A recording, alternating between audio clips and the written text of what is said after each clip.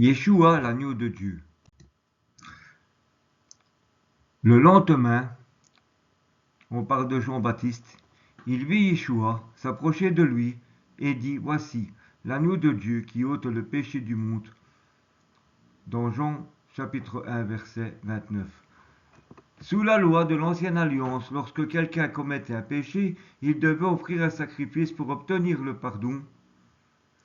On pouvait offrir différents animaux, comme par exemple des pigeons, des agneaux, des bœufs. Mais le problème avec cette règle, c'est qu'il fallait à chaque fois recommencer pour obtenir le pardon des nouveaux péchés commis.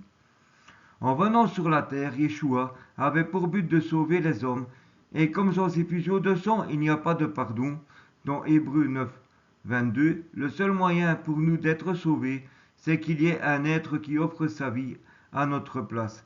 C'est ce que Yeshua a fait il y a 2000 ans à Golgotha. Yeshua a pris notre place sur la croix du calvaire. Yeshua nous a rachetés. Sachant que ce n'est pas par des choses périssables, par de l'argent ou de l'or que vous avez été rachetés, de la vaine manière de vivre que vous avez hérité de vos pères, mais par le sang précieux de Christ, comme d'un agneau sans défaut et sans tache, prédestiné avant la fondation du monde et manifesté à la fin des temps, à cause de vous, qui par lui croyez en Dieu, lequel l'a ressuscité des morts et lui a donné la gloire, en sorte que votre foi et votre espérance reposent sur Dieu. Dans 1 Pierre, chapitre 1, verset 18. En mourant en sacrifice à la croix, Yeshua a effectué le sacrifice parfait. Il est l'agneau de Dieu. Ce sacrifice a été effectué il y a 2000 ans, mais il est encore valable aujourd'hui. Et jusqu'au retour de Yeshua, nous n'avons plus besoin du sang des pigeons et des boucs. Yeshua a donné lui-même sa vie. Personne ne me l'ôte, mais je la donne de moi-même. Il nous dit dans Jean 10, 18. Il n'a point ouvert la bouche semblable à un agneau qu'on mène à la boucherie, nous dit Isaïe 53, 7.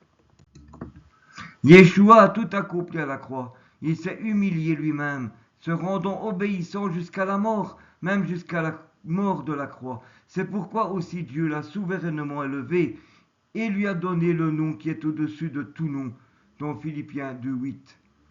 Un jour l'Église sera avec son Sauveur.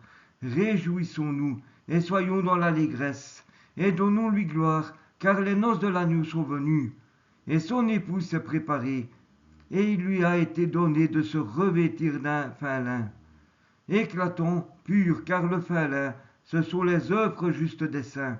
Et l'ange me dit, écris, heureux ceux qui sont appelés au festin de noces de l'agneau.